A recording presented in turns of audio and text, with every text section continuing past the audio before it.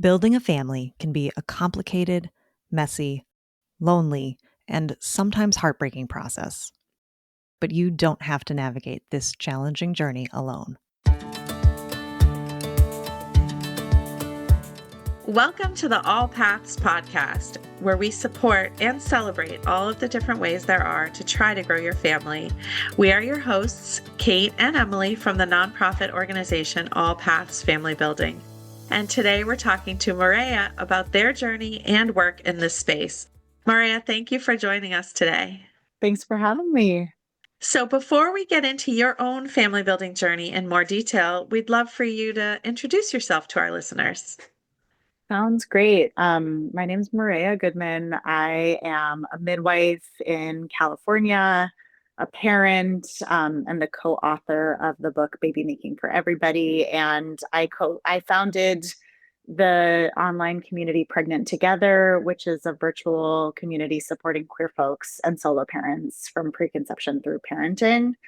I'm very, very passionate about supporting people through this process, mostly because for me, being a parent is my most favorite thing. And I really see this as a reproductive justice issue that if folks want to, that we should all have the resources and information that we need to grow our families. Well, amen. And we're so excited to talk to you anyway, but obviously we so resonate with your mission and your words there. So take us back a little bit, if you don't mind. When did your own journey to parenthood begin? And did you always want to be a parent? I always wanted to be a parent. It's like probably the one thing in my life that I've always been sure of.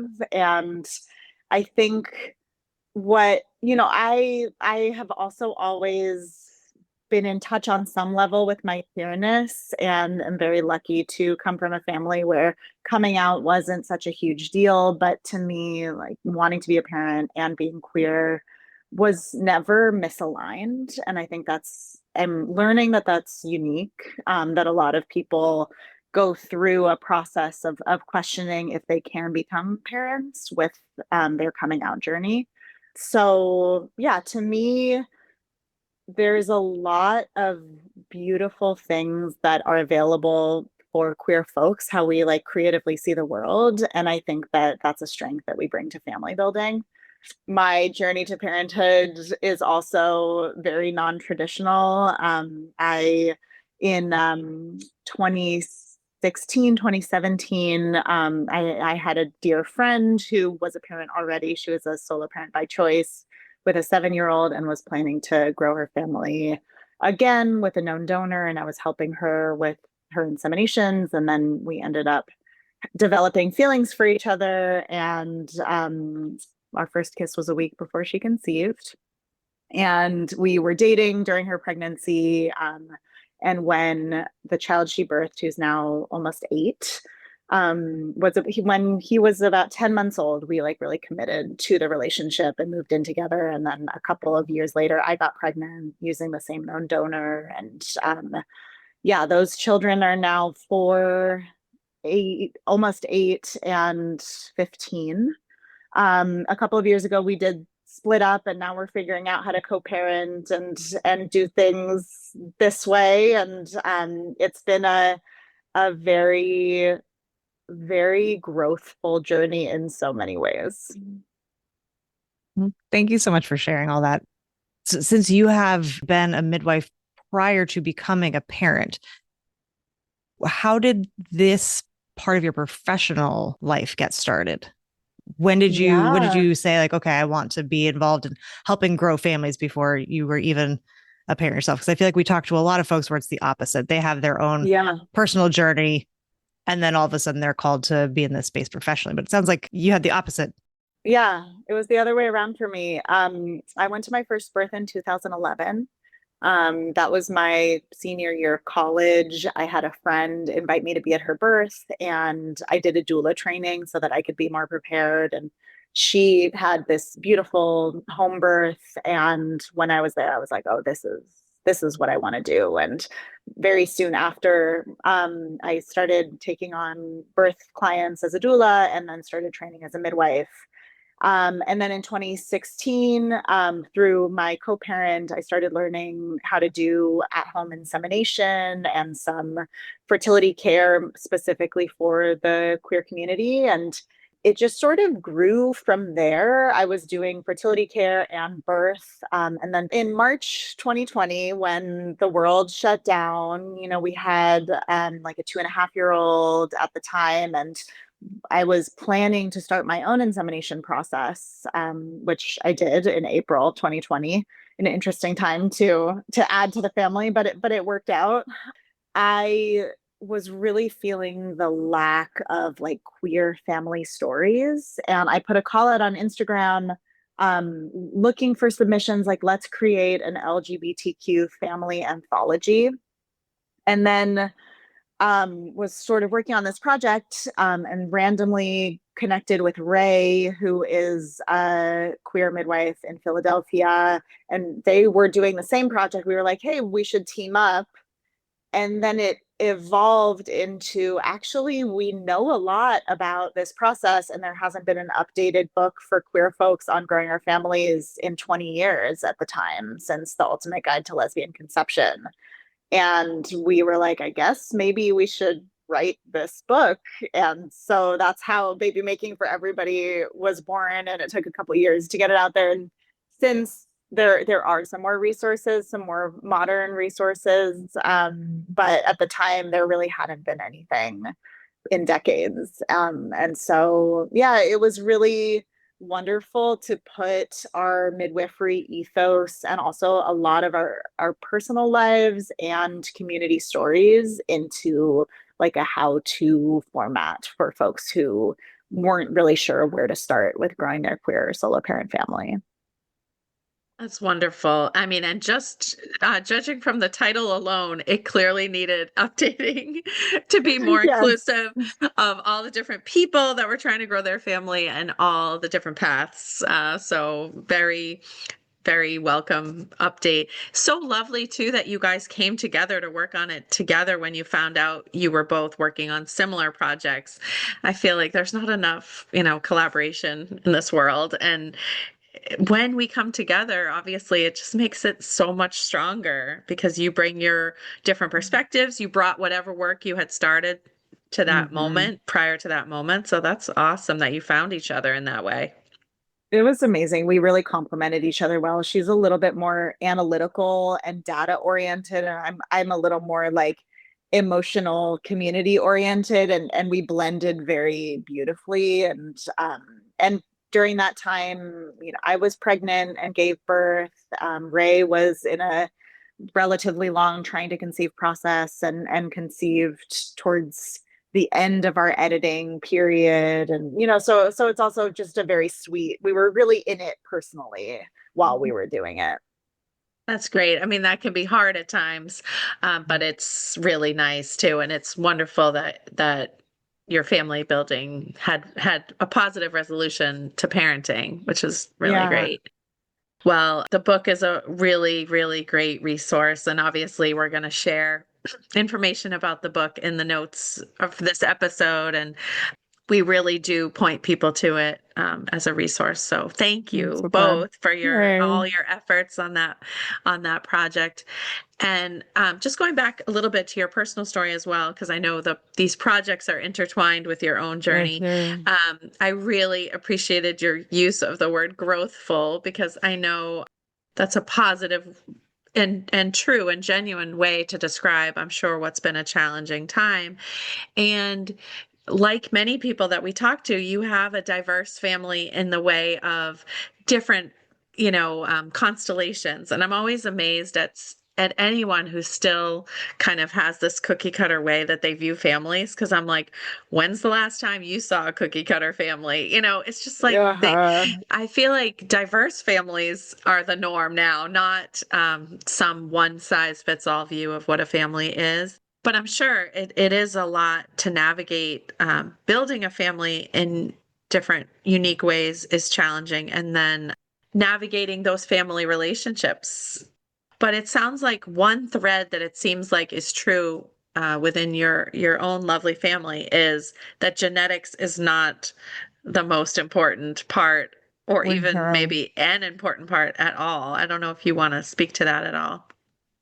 Yeah, I think family really, really is based on relationships and commitment and connection. And I work with a lot of people that go through a grieving process. If they, for whatever reason, aren't going to share a genetic connection with their future child, I do think that something that I have learned in my personal and professional life is that there is often grief and disappointment and like hard feelings that many of us need to work through at different stages of this journey.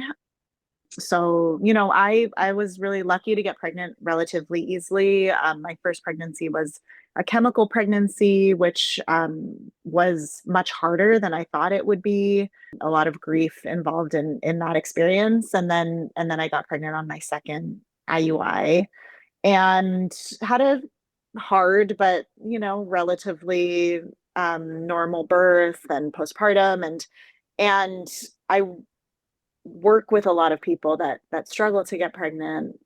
Things don't go the way that they wanted, and I feel that for me, going through the process of building this family and then having it change form and not look the way that I had hoped it would look has been has I think helped me support folks who have a more circuitous journey, because so often we have these ideas about how it's going to look, and then we have to pivot and be real with how it actually looks and what our choices actually are, even though we would really like it to be a different way. And in that way, I feel that family building can be like such a spiritual growth opportunity.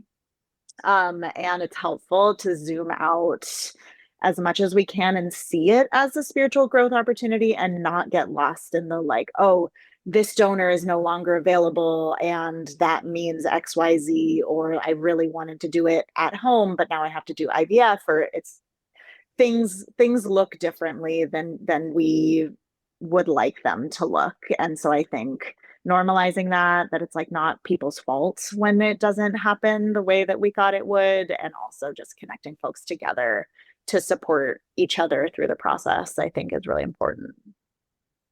Yeah, I love that. I mean, we're all about you need your village around you to survive this, because like you said, for a lot of folks, you go in thinking it's going to look one way and it ends up completely different from how you initially envisioned. But Totally. it's not a bad thing, but there's a lot of emotions, a lot of decisions that need to kind of get you from your starting point to the end point. And it's really, really hard if you don't have people around you to do that. Yeah, and I think normalizing that, like, sometimes it works out. You find your ideal donor, whatever, and it happens the way you planned it. But for many of us, it doesn't. And normalizing that it's not your fault. Something I see people struggle with some internalized homophobia, or I call it the oppression of single people. Like, it's easy for us to feel like take it personally when it doesn't go our way. So I think talking about that and normalizing that is really helpful. Yeah. So since you've worked with so many different families, are there things that you have found across the board that have been supportive to queer folks or solo parents to be as they've navigated this whole process? I really think, and this is why I started the online community. I think what can be so, like, the process itself can be hard, and there's not really any way to remove those like logistical obstacles of making those decisions and the finances. I mean, in my ideal world, we would all get the financial support to do it. That is not the world that we live in. So what I have seen be really powerful for people is just there being a space where our stories are normalized, where you can share and be like, I'm in the process of going off of testosterone and it's hard, and you can connect with other people that are going through that. we don't see these narratives of our families in the mainstream world. And so creating a space where we're all in it together, I think, is really impactful, even in very subtle ways, that can help smooth out some of the bumps of the challenges. When you yourself were trying to conceive, did you feel like you found support that was tailored to you, or was sort of, and especially if it was during the pandemic, I'm sure everything was more, access was so difficult in general during that time. But did you feel like you found support tailored to you, or was that part of why you wanted to build something that met that need? It was definitely part of why. I mean, so I'm a midwife. My partner at the time is a midwife. I was in the process of writing this book on queer family building and fertility tracking, and like, it was really hard and annoying to track my own fertility and time inseminations. And I was very anxious and unsure of myself. And I was like, wow, if I'm like a quote unquote expert in this time and it's this overwhelming to me, like I can only imagine how it feels for folks who don't have this training. And so it was really, really humbling. I would say if I had to choose one word to describe my last 5.5 years, I would say humbling, because the fertility tracking process made me feel like, wow, I really don't understand what I'm doing, even though I teach people how to do it all the time. And then the experience of being pregnant and giving birth, it's so deeply humbling physically and spiritually. And then going through a separation and divorce, it's like, wow, there's a lot we have control over and a lot that we don't. And as gentle as we can be with ourselves in the process and just like reach for folks wherever we can, it really, really does make a difference. Absolutely. So, can you share a little bit more about this community that you've created? Yeah, so it's called Pregnant Together. We currently have about 300 members, mostly based in the US, but also in Canada and Germany. And we've had folks in Belgium and Slovakia. And that's really cool, is that international connection. But we do about 8 different support groups a month, for trying to conceive, pregnant people, non-gestational parents, solo parents. We just added one for white identified people, doing anti-racist parenting. We have one for people of the global majority. Lots of different Zoom meetings, and then we have threads where people post, and connect with each other that way. And then tons of resources.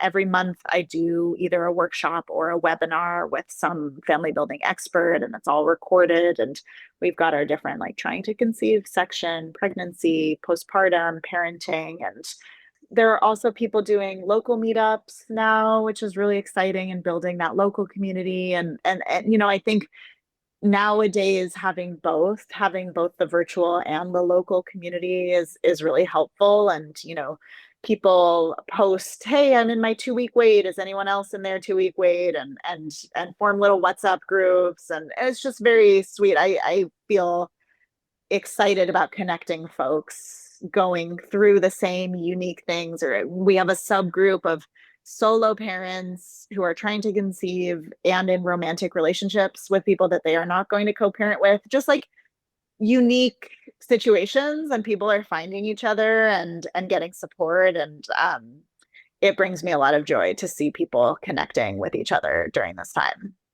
That's really cool. And again, we're such big believers in, as much as you can, trying to tailor the support to people who can really relate to your unique situation, just because it's just more likely that you're going to feel that connection that makes you feel comfortable sharing, and that Mhm. you're aligned in your needs, your emotional needs. So that sounds really, really cool. I feel like I have so many questions. When you say threads, isn't threads Yeah, an actual thing, an actual platform? Do you use that, or I no? do not. Okay, yes, you're Okay. right. Thank No, you. I was just Um, curious. No, I don't, like, I'm clueless, but the community is run on Mighty Networks, which is like a okay. community social platform. What I think is cool is obviously we're in a time where social media is becoming less and less safe, especially for queer folks. And so it's like a much more contained version of that. It is a paid community. It's $20 a month or $200 a year. I really want it to be accessible to folks. Sometimes people are like, I just really can't afford $20 a month, and I will share a sliding scale link with you if that is your case. But I think the benefit of having there be a paywall is that there's really a safety there, and people join because they want to be there, and we have community agreements that people follow, and yeah, the platform is really cool. I'm evolving from Luddite status to like a vaguely competent millennial when it comes to tech things. But yes, in Mighty Networks, you can post something and ask people questions, and then people respond. So similar to like a Facebook platform, but in a much more contained way. That's so great. We struggle and think about that too, is like the different ways we want to deliver support and information to our community as well, especially, Yeah. like I said, with some platforms feeling not safe, and especially for certain communities. And so we're very mindful of that, and just different ways people take in information and support these days. Yeah. So Totally. the other thing we're very aware of and sensitive to is how you pick a name for something. So I'm Yes. curious, like how you Great came up question. with the name Pregnant Together, because I don't know if Yes. you know, but we changed our name last year, and it was very challenging to It was a come, process. yeah, to come to this name. Yeah. That's such a great question and very on point. So originally, I imagined Pregnant Together as a pregnancy community and not even one that was specifically queer. But then I did a call. I was like, hey, like, I'm starting this community.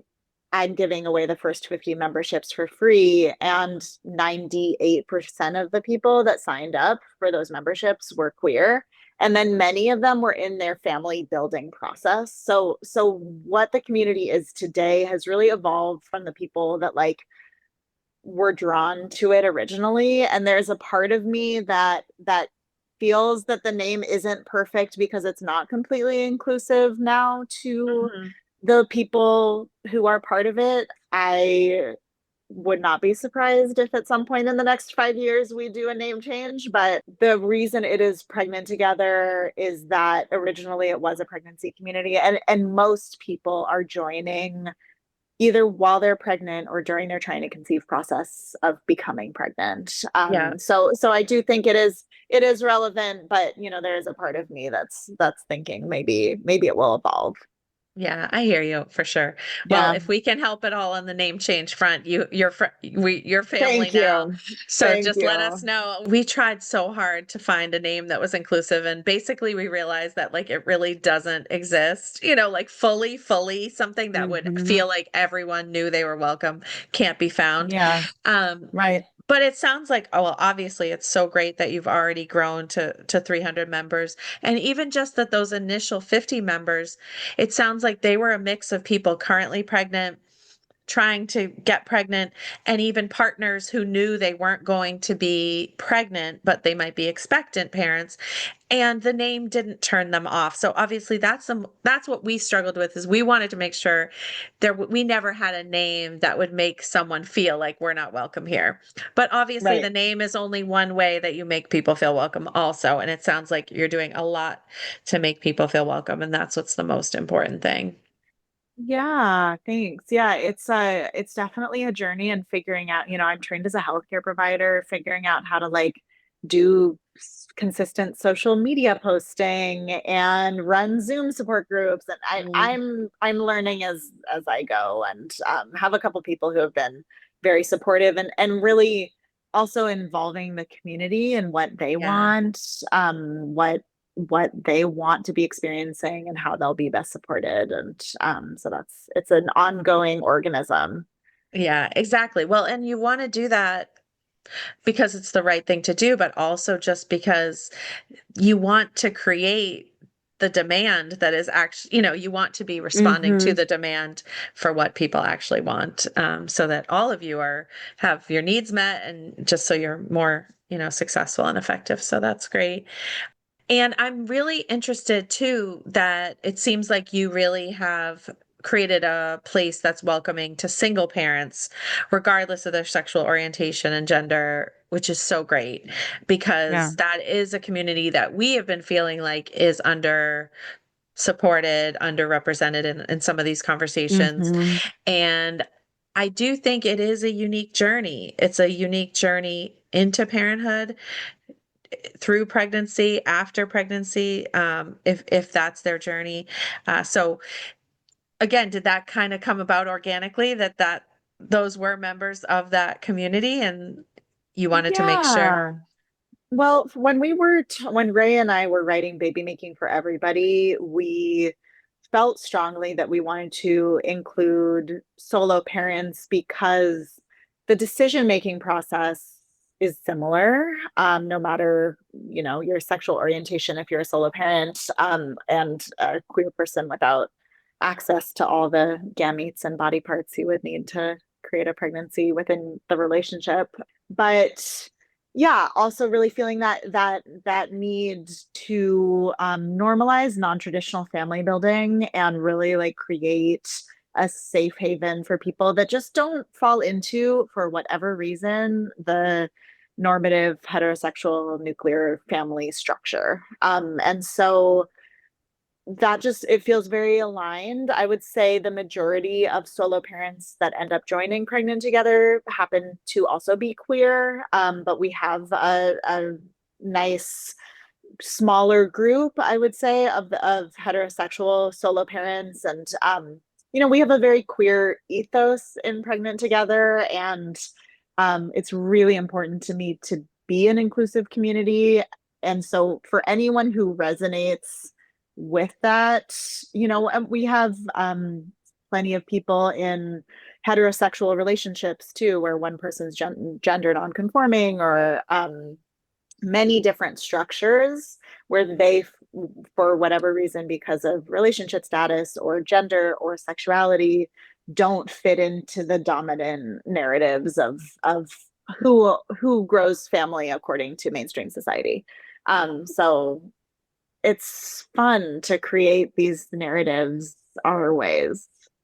That's awesome. I mean, that's the thing, is like, I can't even I can't even put myself in the shoes of people who don't celebrate the beautiful diversity of families. It's like I can't even, like, I will say, I don't know. It's one of those issues where like I can't even rationalize the quote unquote other side of the issue, because I'm Yeah. like, I don't get it. I will Yeah. never get it. And I'm glad I don't Mhm. get it. I'm like, I'm glad. And even I think as I was asking that question, I might have even said single parents, which I don't even remember if I said, but I really have been trying to say solo parent, because as you said, even you've created this subgroup. There are some people who are in a relationship, but they're not going to Mhm. parent with that person. That's why I've never thought that single was the right term, because single's so Mhm. weighted. Some people consider that unmarried or unpartnered or whatever, but it's really Right. someone who is intending to parent on their own. But Yeah. as you said, that can evolve obviously as well. Just even in the span of time while you're trying to grow your family, that can change. Totally. Or, people live with their parents or in an intentional community. And, I think that there's so many ways that folks are doing it, which is both very liberating and can also be challenging when we don't have that format. So yes, I like solo too, and even that isn't quite accurate, because when you expand your vision of what family means, there's so many possibilities. Yeah, and yeah, I totally agree. I think it's better than the alternative, but again, it's so hard to find, because to me, obviously hopefully no one is parenting alone. You're part of your own family structures, your own community of often chosen family in the form of friendships. And, so you're not going it alone, but I think until there's a better term, solo is good. Totally. So are there any big events or projects or like upgrades in the sense or Yes. goals that you have for your community that are coming up? Yes. Thank you for asking. In the fall, we are planning our first virtual queer family building conference called Together. And it's November 4th and 5th, intentionally on the anniversary of Election Day. Um, and Love it. yeah, I'm so excited. We're gonna have many different amazing speakers, a queer reproductive endocrinologist, Emily Oster, is gonna talk about fertility, a queer perinatal mental health professionals panel, a legal panel, and I'm offering CEUs, continuing education units through ACE that are pending. Those are for social workers, and there's different That's tiers awesome. of tickets, and we're going to have raffles and really fun opportunities to connect and just a place where people can really access some of the information that they're going to need during this process. And I'm very excited. That's awesome. And obviously, like we've been talking about, the benefits of virtual community building in terms of the convenience and accessibility for people all over the country and the world is unmatched. Yeah, it's just cool that the virtual format will allow many different people to participate no matter where they live. And it's an art. I'm learning, finding ways to like create safe spaces online. Yeah. Yeah. Yeah, Well, I mean, not absolutely. having it be based on like a Facebook group and your whole community is based Yeah. around that goes a long way to making it a Yeah, safe space. I Yeah. know. That's huge. Yeah. That's huge. So you wear lots of hats. Are you still also actively practicing midwifery on top of all of this? No, I am not attending births. I do insemination. So I live in Santa Cruz, California, and I do at-home inseminations for people in my area, and then virtual fertility consultations with folks all over the world. But no births. I am no longer able to reasonably be on call. Yeah. So I am currently either on sabbatical or retired from births. We'll see which one it is. Yeah. No need to make that choice now. No, no. Life is full of surprises. Yeah, I was gonna say I can't imagine doing all of the things that you're doing and then be like, and I'm out for who knows how long to catch a Yeah. baby. And Yes. especially with parenting. Yes. Yeah. It worked really well when my co-parent and I, who's also home birth midwife, were living together, and we could just be like, we're going to a birth, you be with the kids, and vice versa. And now that we live separately, it's really not as feasible. No, that totally makes sense. Well, and even though I've been singing the virtues of virtual support I think Emily and I absolutely need to come to Santa Cruz, California to learn from you in person and probably like Emily, how about February of 2026? I think That sounds right, great. yeah, right about that It's a time great place to visit. we'll really be wanting to come to Santa Cruz, California. Perfect. I live 15 minutes from the beach, so we'll have our meetings on the beach. Love it. Perfect. So, Marea, looking back on kind of not just your personal experience, but your wealth of professional experience helping people grow families, what is one thing you would say to someone who is just starting out in this process? The two things that I would say are gather your team, and your team can be like your one best friend, or the four people that really get it, or a virtual team, combination of those things. And make a plan. And so that's something that I help people with is to come up with their plan. Um, that includes like time limits for trying for certain things, and the plan also will probably evolve, and you hold everything with an open palm.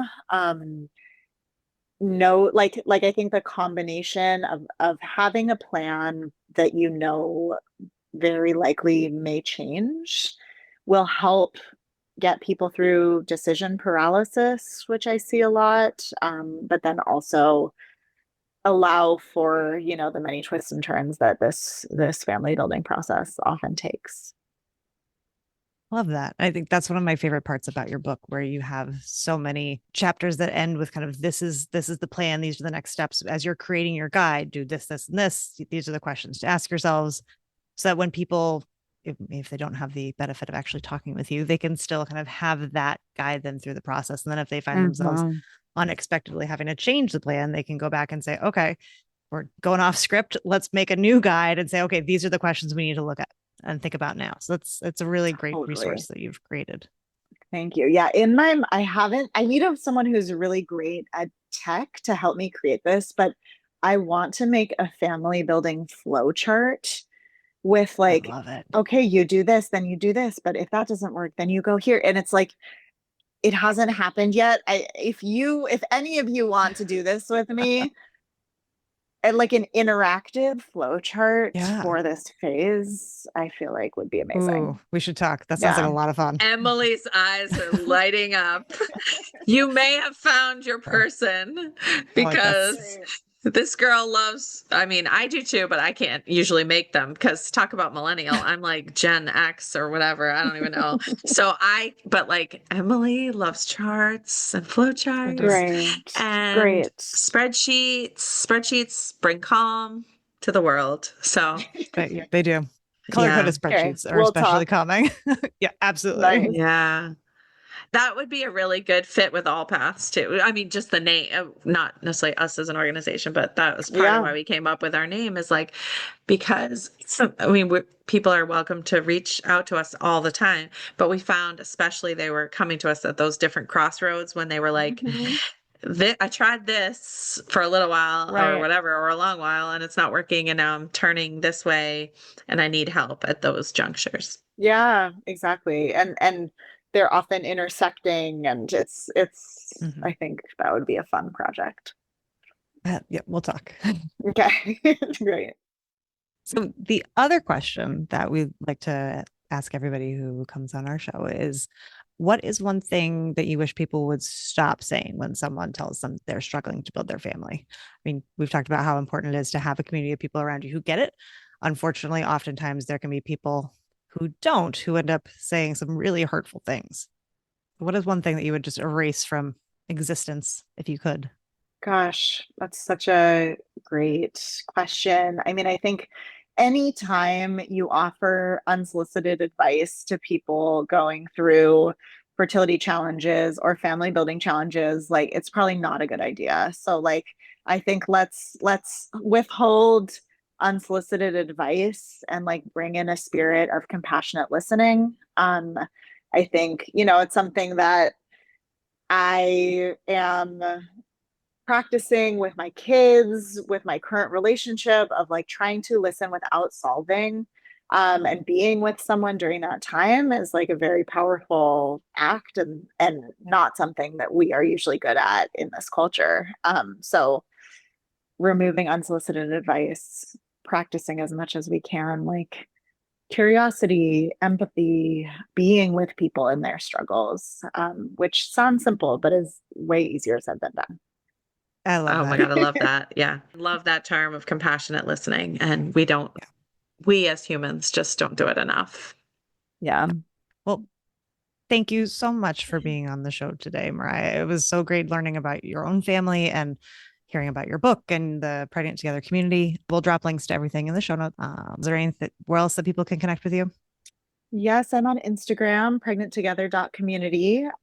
My email is on the Pregnant Together website, www.pregnanttogether.com. If you have questions, let me know. You can also book consultations on that website. But I'm really active in the community. I meet with all new members for 20 minutes just to like help them get situated. That's so cool. I'm like, if you want consistent interaction with me, that is where I am. Cool. Very cool. Yeah. Well, thank you so much. Very cool. Yeah, that sounds great. Thank you so much for having me. We hope you'll join us next time for more family building stories and resources. Be sure to subscribe wherever you listen to podcasts to make sure you never miss an episode.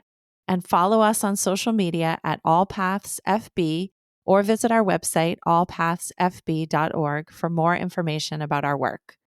All Paths Family Building is so grateful to the members of our circle of support who are vital to our ability to provide emotional support, education, and advocacy that is open to anyone struggling to grow their families. Today, we want to give a special shout out to our gold sponsor, Ferring Pharmaceuticals. Thank you for joining us for this episode. Please help spread the word so that anyone who is struggling to grow their family can join the conversation. It's an honor to walk with you on your family building journey.